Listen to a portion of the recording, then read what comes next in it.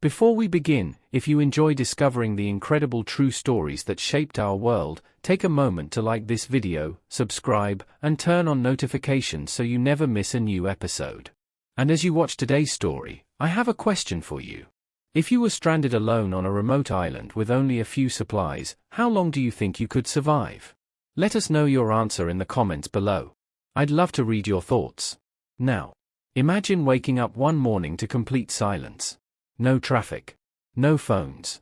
No conversations. No one calling your name. Just the sound of waves crashing against the shore and the wind moving through the trees. Imagine waking up one morning to complete silence. No traffic. No phones. No conversations. No one calling your name. Just the sound of waves crashing against the shore and the wind moving through the trees. Now imagine that silence lasting not for a day, not for a month, but for more than 4 years. It may sound like the plot of an adventure novel, but it really happened. And the man at the center of this incredible story was Alexander Selkirk, a Scottish sailor whose extraordinary survival inspired one of the most famous books ever written. Born in 1676 in a small fishing village in Scotland, Alexander grew up surrounded by the sea. Like many young men of his time, he dreamed of adventure beyond the horizon. He became an experienced sailor, traveling across dangerous oceans during an era when every voyage carried the risk of storms, disease, or never returning home.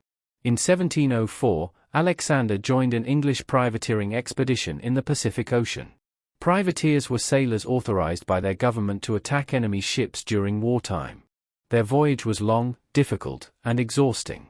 Months at sea had taken a heavy toll on both the crew and their ship.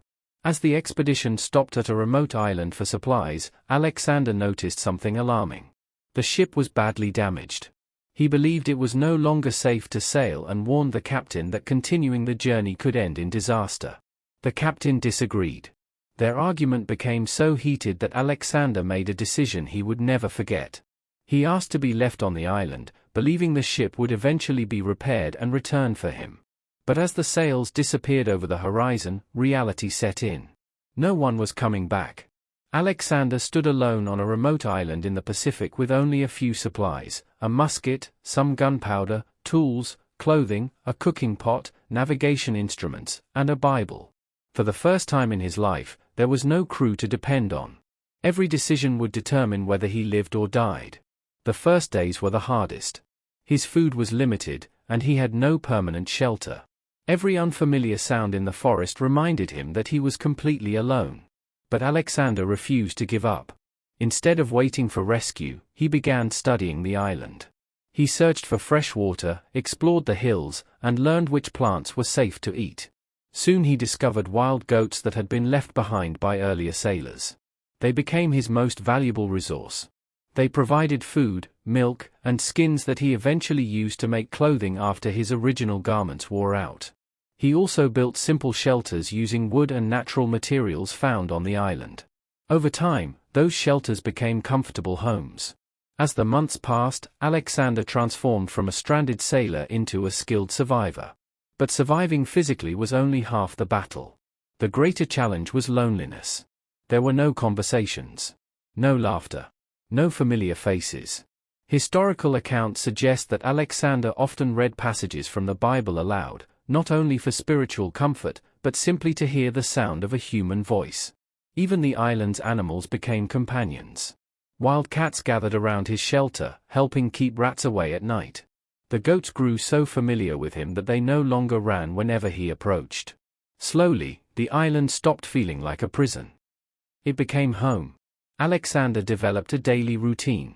He collected water each morning, hunted for food, repaired his shelter, and explored the landscape. That routine gave his days purpose and helped him remain mentally strong. Days turned into months. Months turned into years. For more than 4 years, no ship came to rescue him. Then, one morning in 1709, everything changed. While standing on a hill overlooking the ocean, Alexander noticed something unusual on the horizon. A ship.